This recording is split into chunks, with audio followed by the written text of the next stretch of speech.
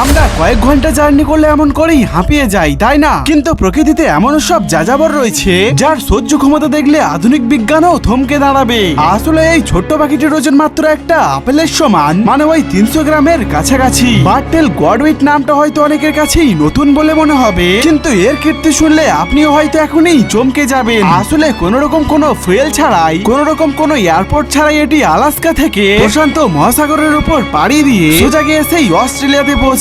তবে আপনি কি জানেন এই পাখিটা আসলে কতটা দূরত্ব অতিক্রম করেছে? হ্যাঁ, 13,000 কিলোমিটারের থেকেও অনেক বেশি। আর সব থেকে আশ্চর্য করে দেওয়ার মতো বিষয়টি হচ্ছে এই লম্বা পথটিকে অতিক্রম করবার সময় সে একবারের জন্যও থেমে থাকেনি, যার ফলে বিজ্ঞানীদের মাথায় এটা একদমই আসছিল না যে এই ছোট্ট পাখিটি এত শক্তি আসলে কোথা থেকে পেয়েছে।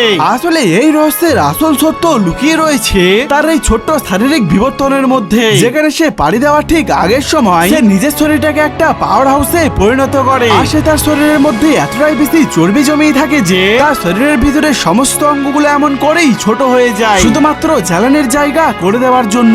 এটি যেন একটা জীবন্ত জেট বিমান, যেটা ফুয়েল ছাড়াই মাঝ আকাশে সহজেই উঠতে পারে। পৃথিবীর চৌম্বক শক্তি আর আকাশের নক্ষত্রগুলোকে দেখে সে সহজে তার পথটাকে এমন করেই খুঁজে নিত। আর মাত্র 11 দিনের মাথায় সেই অবিরাম যাত্রা শেষ করে যখন সে অস্ট্রেলিয়ার মাটিতে পা রাখে, তখন তার শরীরের অর্ধেক ওজন কমে গেছিল। আর বেঁচে থাকার এই অদম্য জেদ আমাদের মানব সমাজকে বিরাট বড় একটা শিক্ষা দিয়ে চলেছে। আর প্রকৃতির এই খেলাটিকে দেখে যদি আপনি সত্যি অবাক হয়ে থাকেন, তাহলে এখনই লাইক করে সাবস্ক্রাইব করে দেবেন আর কমেন্টে আপনার মতামত জানিয়ে যাবেন।